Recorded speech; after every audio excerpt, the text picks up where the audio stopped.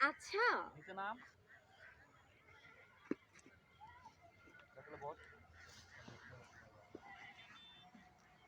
আচ্ছা তোমার সাথে এইভাবে লুকিয়ে কয়দিন দেখা করবো বলো তো? ভাইজানরে তুমি বিয়ের কথা কবে বলবা? বিয়ের কথা বললে তুমি এভাবে এড়িয়ে যাও কেন?